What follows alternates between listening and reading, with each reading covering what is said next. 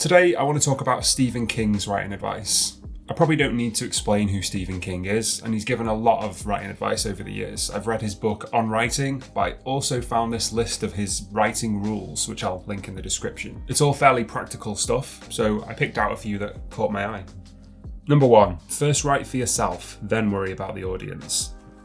I'm inclined to agree with this. I think some often heard but still useful writing advice is write the story that doesn't exist that you want to write. And I think that's, especially for beginners, a way to keep yourself motivated to tell a story. If it's something that you're really interested in yourself, you're writing it for yourself, in a sense to find out what happens for your own enjoyment as much as other people's, I think that's a good way to start out. Once you have a target audience in mind, I feel like that would have to somewhat limit the directions that you can take your story in. If you want to fit within the conventions of a certain genre or a certain type of story, then it feels like it closes down some avenues that otherwise might have been exciting to write. So yeah, I'd say I agree with this overall. I definitely think it's a good idea to write for yourself, first of all, because I think you find a lot of passion in doing that and you find a lot of excitement, and that transfers to the reader. So yeah, I agree. Number 2, don't use passive voice. Pretty often quoted and pretty useful writing advice, really. I'd say in 95% of cases, avoiding the passive voice is a good idea. It's as close to a rule with writing as you're going to get, but of course, there are always exceptions to the rule. If you're writing a story that's made up of different types of storytelling, if you're using articles in your story or messages, or it's not just straight prose all the way through from a certain perspective, then some passive voice there isn't going to harm at all, and it can even help to break things up and make it feel a bit fresh for your readers. So it's not a case of never ever use it under any circumstances, but it's a case of most of the time it's pretty easy to just avoid it. For me, the reason why has always just been about distance. It makes your story feel further away for whoever's reading it, and it makes your characters feel more inaccessible. You can't get to know them as well because everything's passive and you don't know how they feel about anything. You're not being told how they feel about anything. They're just objects being moved around, and that doesn't really help anyone engage with your story. So I'd generally say definitely avoid passive voice most of the time. Number 3, avoid adverbs. Pretty common writing advice, but equally useful, I think. However, this one's a bit more contentious. Some people don't mind adverbs at all. I don't mind them if they're kept to a minimum, but most of the time I would say to avoid them. The reason why is because for me it feels really directed. It feels like the author is really directing you and just telling you how everything is going to be. So if they say he said something angrily, then fine, you know that information, but you don't really see it in your mind's eye. I prefer to try to create the effect that the word angrily would bring to a story using context and using what they actually say, how they say it, what their gestures are. I think that tends to bring the story to life a little bit more, but that's just my personal opinion. Other people are quite happy to do that with adverbs, and they don't mind them in stories. Again, similar to the passive voice, you're going to need to use them every now and again, and that's fine. It's not a total blanket, never use them ever, but it's a case of maybe don't rely on them, and ask someone when you're sending your story out to just check and make sure there aren't too many, because that's something that does stand out to readers, I think. So I agree with this generally. Number 4, avoid adverbs, especially after he said and she said. Pretty much the same tip, but I added it in because it's focused particularly on dialogue. It's difficult to explain how a person feels. Emotions and moods and stuff are hard to describe, so when a word comes along that perfectly does that for you, it seems like the obvious thing to just use that word. However, the drawback of doing that is that it can make your characters feel a little robotic. As I said before, you understand how they feel, but you don't really feel it. You don't understand it, you just know it. A bit like, how I understand what a black hole is, but I've got no idea how it works. Again, there'll be times when you need to use this, and it's just unavoidable, and that's fine. But I would just say don't rely on it, and don't depend on it to create meaning, because then it becomes a crutch that you have to get past, and it's a lot harder to just try and face that head on from the beginning and learn how to create meaning in other ways. So I do agree with this one as well. Number 5, but don't obsess over perfect grammar. Yeah, I agree with this as well, but I'd say don't in fact obsess over anything, especially in a first draft. Just get the story down and get it finished. The first edit and the second edit, they're the times where you can really obsess over how everything is written and the nitty-gritty of punctuation and stuff. One thing I'd add to this is don't worry about grammar at all when it comes to writing dialogue. People don't speak in a grammatically perfect way. It's just unnatural and it can make all of your characters sound exactly the same. So make sure people use colloquialisms, people use words wrong, or people maybe not words wrong necessarily unless it's really clear that it's incorrect. Make sure you add a bit of variance to how your characters speak, because generally that's more akin to real life than people just being absolutely perfect and pronouncing everything and forming sentences absolutely perfectly. Nobody does that, myself included. So yeah, generally agree with this. Number 6, the magic is in you.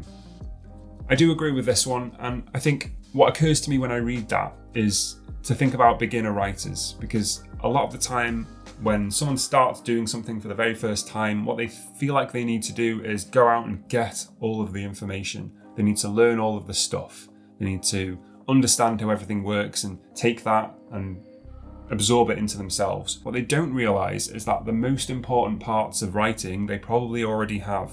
It's how you feel about the writing, whether you're excited about the story that you want to tell, how you want to approach it.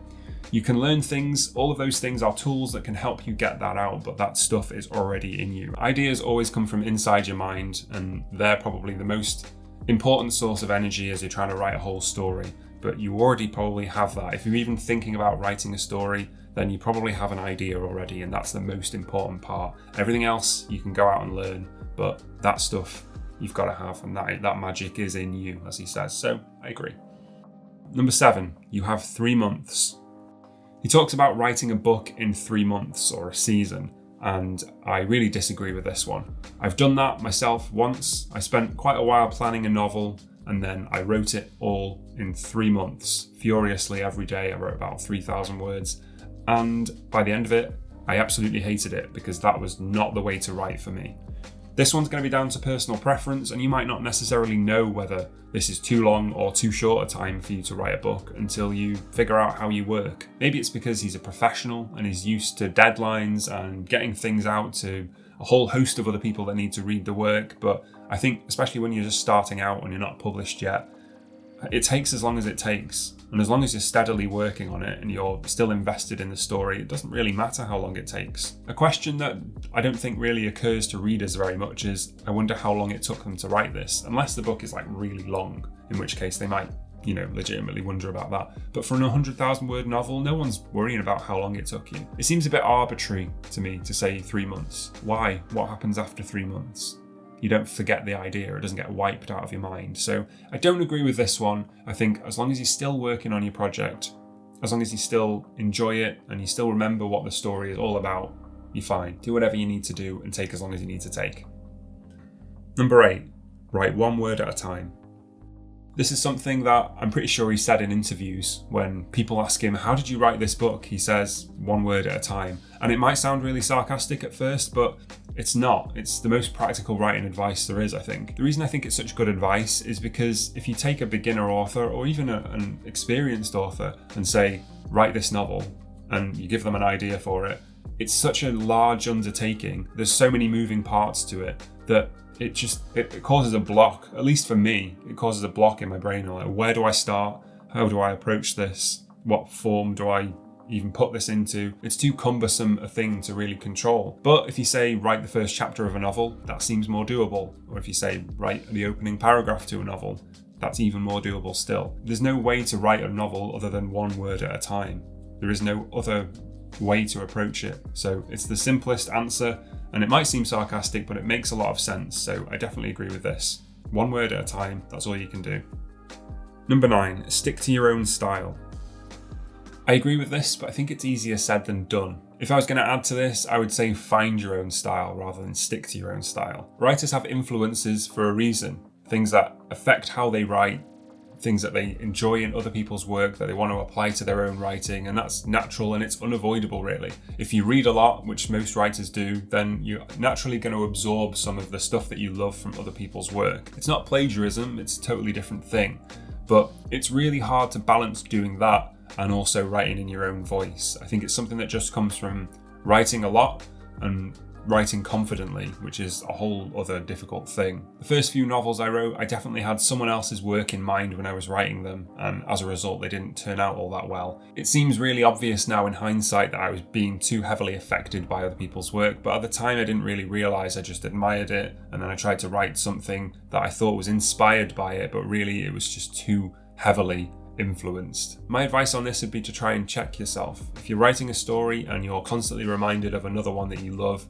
or that you're thinking about it all the time while you're writing, then it might be the case that you're being a little bit too heavily influenced, and some of that you might be able to get rid of in editing, but other times you might find that you've written fan fiction by accident. Happens sometimes. There's not much you can do about it. It's part of the writing journey. Once you do find your own voice, I feel like that's a permanent thing. You realise this is how I'm supposed to do things, and that influence becomes useful, but it doesn't overtake your work anymore. That's just how it's been for me, but everyone's going to be different, I suppose. Number 10, the research shouldn't overshadow the story. I think this is a really good point. I tend to write literary fiction and short fiction, so I don't really have to do an awful lot of research, or I don't find myself doing a huge amount of research. So there's no chance that it's really going to overshadow my story. But if you're writing something like historical fiction or sci-fi, then you really do have to know your facts, and those facts have to influence the direction of your story sometimes. I think the important thing would be to carefully pick and choose what you include in your story. Some things you might find really interesting about a particular time period or a particular aspect of science, and you might try to find a way to put that into your story, but it might not necessarily be the right thing to do. I think a good approach would be to think about what your story actually needs, what it requires in order to work, and then to use research to inform that, as opposed to just adding stuff into your story because it interests you or it sounds cool. That's pretty good advice for writing generally, I think. Like I said though, research doesn't come into my writing a huge amount, so there's probably people with better informed opinions than me. Number 11, you become a writer simply by reading and writing. This is all about what a writer is, and that's a question that I've talked about on this channel many times. And I really like this stance from one of the most famously traditionally published authors on the planet. I don't know if this is exactly what he meant when he said this, but to me it means that publication and prizes and all that stuff doesn't make a writer. Reading and writing and getting words down is enough to make you a writer, and I strongly believe in that. No matter what you want out of writing, even if you're aiming to be traditionally published, you're still a writer right now. You still do it, you still put words down, so you can call yourself a writer as far as I'm concerned. Anyway, I hope this was useful. If it was, please consider subscribing. Thank you so much for watching as always, and happy writing.